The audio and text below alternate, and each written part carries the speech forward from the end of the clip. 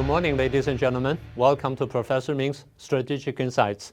Last week on December the 10th, Taiwan's Ministry of National Defense made an announcement revealing that Communist China has dispatched a great number of warships and airplanes and so on and so forth to conduct a unpublicized drill or military exercises. They dispatched around 100 warships, both naval, Navy warships and Coast Guard warships. About 2/3 of them were Navy and the rest Coast Guards. So the magnitude is so big and it surpassed the size and the magnitude like anything like that before. So it's we can say it's unprecedented. The warships were dispatched to waters nearby Taiwan, to the east of Taiwan and to the northeastern part of Taiwan, and along both sides of Taiwan, actually, the Taiwan Strait and then the Pacific Ocean side. And the news report also says it forms like two walls of warships away from Taiwan to form a what they call a containment circle, a containment wall against any possible foreign intervention into Taiwan Strait or into Taiwan affairs. So the Defense Ministry of Taiwan also said they made necessary preparation in case the PLA transformed the drill or the exercise into an actual war. So they made the necessary preparations for the events to come. I think it's the next day. The Reuters also followed up on the same news. They reported that it was the first time that Communist China ever done something like that. They are targeted at the first island chain. To the north is the Japanese islands and South Korea, and then of course the Ryukyus and Taiwan, and then down to South China Sea, even down to waters nearby the Philippines and even Borneo. So that's really, like I said, it's unprecedented. They said their purpose was to take the vantage point and to control the inside of the island chain and to form or to pose a military threat or military deterrence against the neighboring countries such as South Korea, Japan, Taiwan, the Philippines, Indonesia, and of course, the American troops in the region. And also, according to the Ministry of Defense of Taiwan, they said they have made necessary preparations such as establish a contingency center and initiated the necessary exercises on the military side, and so that they could cope with the worst possible case. Anyway, the thing may be over, but the question is, what is their purpose, or what was their purpose for the whole event? So what was the purpose of this Communist Chinese military exercises or a military drill, whatever you call it? Upon seeing this, some people in Taiwan argued that it's all against President Lai Ching-te because he was going to visit some countries in South Pacific. And en route to these countries, he had to make the brief stop at Hawaii, which is American territory. So some argue that it is against him. It's a protest against this kind of activities between the United States and Taiwan, and also it is a protest against the so-called Taiwan independence activities. This is definitely part of the reason, but that's far from the whole picture. Actually, as I see it, aiming at the so-called President Lai's Taiwan independence activity is probably just part of the reason. In fact, perhaps the least important part of the reason. There are other multiple reasons behind it. Well, they've been using it. They've been exploiting the case. So toward Taiwan, they do this mostly on the propaganda side. And it forms a stress, forms some kind of pressure upon Taiwan and to divide up Taiwan from inside. And it does have its effect. You can tell, you can see it. And of course, like I said, there are other more important reasons behind all these activities or this kind of propaganda activities on the communist side. In recent years, as we've been pointed out, that the United States had been strengthening its presence or had increases its presence in the Pacific region, especially on the military side. America has strengthened its military ties with Japan, with South Korea, and with the Philippines. And not forget about the so-called AUKUS 2021. That's the first real military pact, military alliance formed after the Cold War, after the breakdown of the Soviet Empire. So that's important. And of course, there are nuclear submarines around or deployed in the region. And that's a response. And that's why the Chinese Communists want to respond to all these things. But there are still other important reasons for the China's activity. And more importantly, is targeting at Donald Trump. Donald Trump, the president-elect of the United States, he's going to swear in the White House in the coming January the 20th, actually. And from the experience 4 years ago, they had some tough lessons learned from President Trump.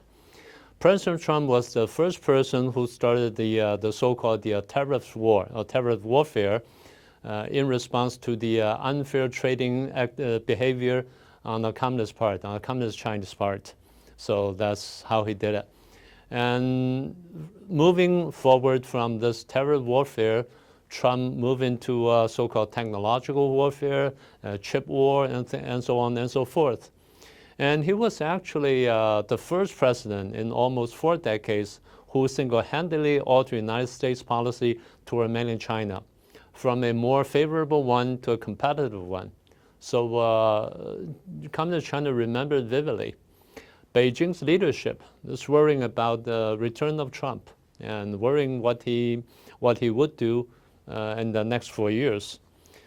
They know that they have to deal with Trump. It's inevitable. And Trump is a tough guy. They've learned it 4 years ago. And a trade war, or at least a negotiation over trades between the two countries, seems inevitable. So they have to prepare for it, in addition to other things.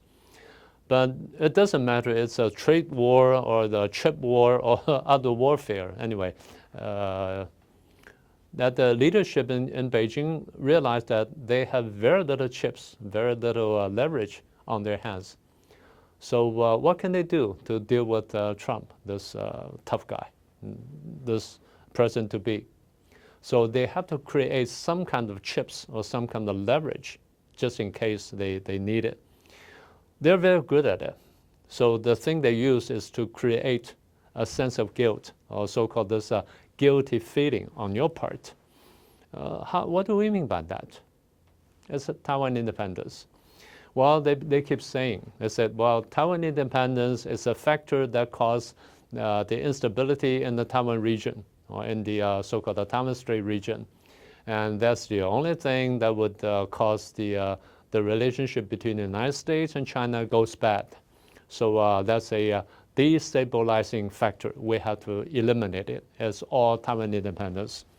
But you, United States, or President of the United States, you help this Taiwan independence movement, although you don't say it orally, but your activities or your behavior are helping it out. You're actually encouraging it, or you're fostering it, you're using it against us. It's all your fault. So it's this guilty feeling that they're manipulating, and to create so-called the leverage or the bargaining chip in their hands just in case they need it. So a show of military force, a show of naval force would mean I'm determined. I have a strong determination. I won't back down facing your threat. So this will give them some kind of leverage or some kind of room for further negotiation. So having said all that, let's not forget, for anything they do, they might have a domestic consideration behind all the activities and all kind of the words. Anyway, it's aiming at the domestic situation. I can come up with 3 reasons.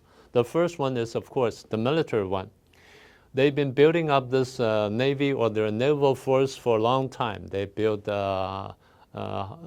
dozens and dozens of warships, frigates, destroyers, or even aircraft carriers. So they have to train them. And they have to train them, they have to check up on them, and they have to exercise on so-called coordinated war-fighting efforts. They have to do that.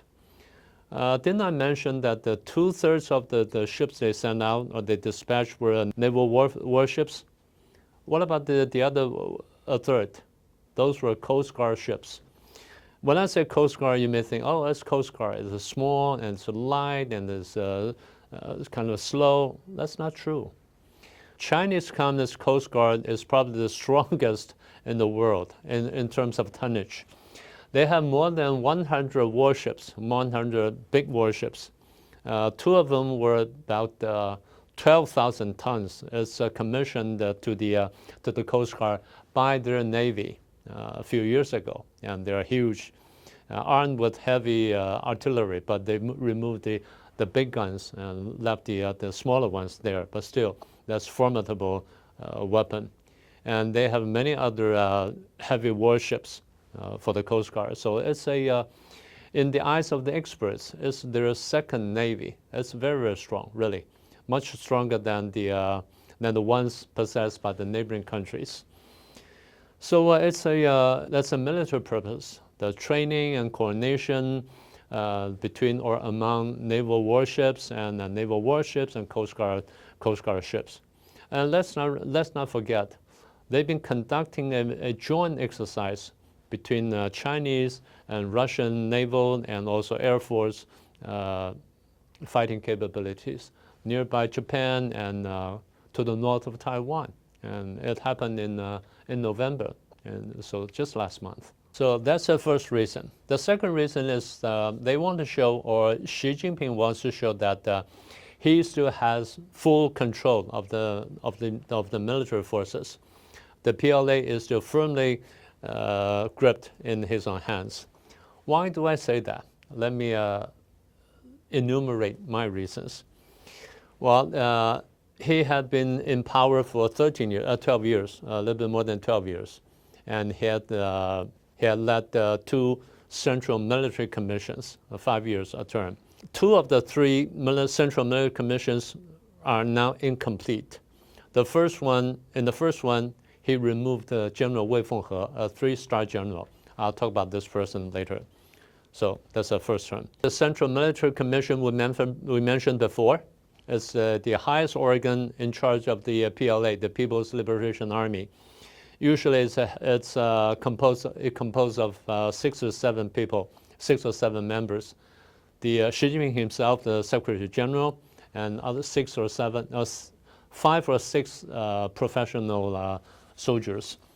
But in last Central Military Commission, one general was purged. It's General Wei Fenghe, a 3-star general. I'll talk about this person later on. In Central Military Commission, he purged 2 members, Li Shangfu, the former, and then General Miao Hua, the highest political commissar. I'll talk about these 2 people later on.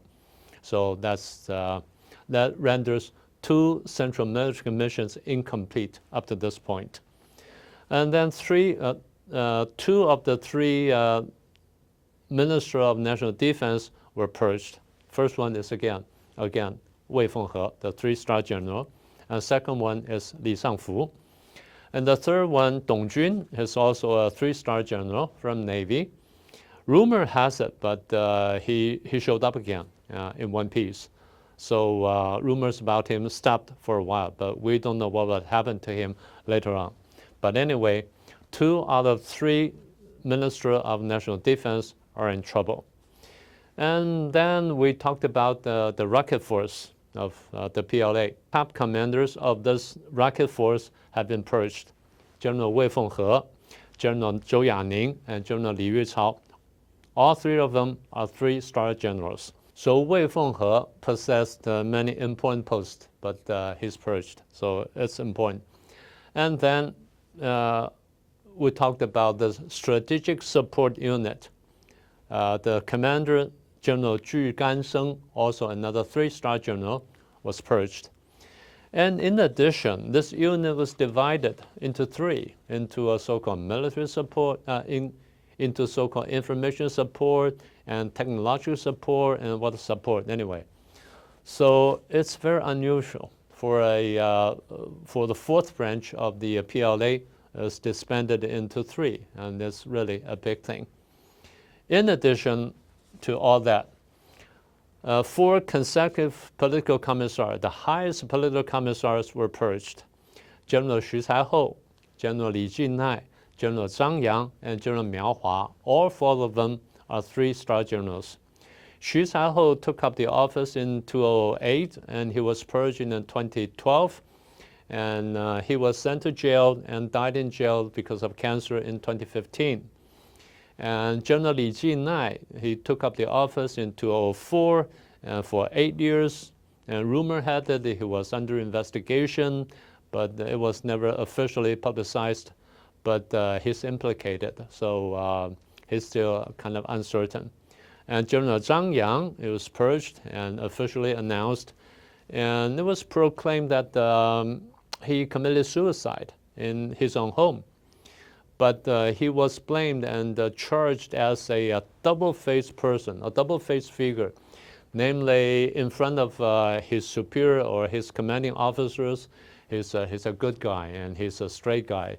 But turning around, he may be somebody very corrupt, and he received huge bribes, and he bribed other people and had done other bad things. So he's a double-faced person. They call it a typical double-faced figure in the PLA.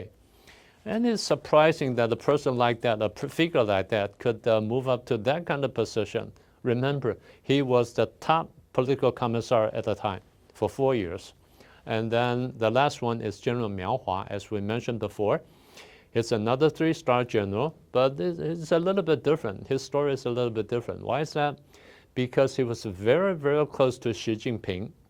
He knew Xi Jinping, they knew each other since Fujian in the 1990s, when Xi Jinping was a local official in Fujian province, the local secretary of a city, and then of the province, and then move on. So General Miao Hua knew him for a long, long time, and it was personally promoted by Xi Jinping all the way to this post. And then he was purged because he had violated both law and discipline. So that's a serious charge. We don't know what the exact charge is, but it's kind of unusual. So Xi Jinping had been gone through all these. So he has to show to the military, to the people, and to the world as in general, that he still has full control of the army, of the military forces. They're not going to rebel, and they're not going to rebel against him. They're not going to do anything bad anyway. So he has to do that. But the question is, if he has purged so many generals, so many top brass in the rank, the people behind him or his subordinates wouldn't be suspicious about their own future, about him in general? And the other way around, wouldn't he be suspicious about his subordinates? So it's like a mutual suspicion on both sides. So he has demonstrated that he still has full control of the army, and having an exercise of that magnitude serves just that purpose. So that's the second reason. And the last reason is, of course, is for the people, for the Chinese people. We know that Chinese people had much grievance in their hearts. They got their bad living, and the economy has gone bad, and they couldn't find a job, and perhaps they lost their job and lost their pay, but they still have to pay for the mortgage, and they have to pay for the children's education, they have to pay for the car and everything. So it's a very bad. The atmosphere in the Chinese society is very bad, as we pointed out in one of our previous programs. And what about the college graduates? They're almost desperate. The unemployment rate is about 46%, according to some unofficial statistics. So there are so many so-called retaliation against the society in general. Some indiscriminate killing here and there, as we reported before. So all these that Xi Jinping must know something about it. So he has to shift their attention away, or to redirect their attention away from the trouble they're facing. So by using military exercises or causing some kind of tension or tensions even across Taiwan Strait would probably be a good idea anyway. So it's like the wagging the tail, the dog wagging the tail, whatever you call it. So anyway, it's a whole lot more besides this so-called simple military naval exercise or whatever that you call it. But anyway, so it's very complicated. If things keep going bad in Chinese society and military exercises or even more tense military exercise against Taiwan, it's all conceivable. So let's keep that in mind. And like I said, the thing won't stop here. There's a lot more in the future for us to pay attention to. And I think that's what I want to share with you today. I hope you like today's program, and I'll see you next time.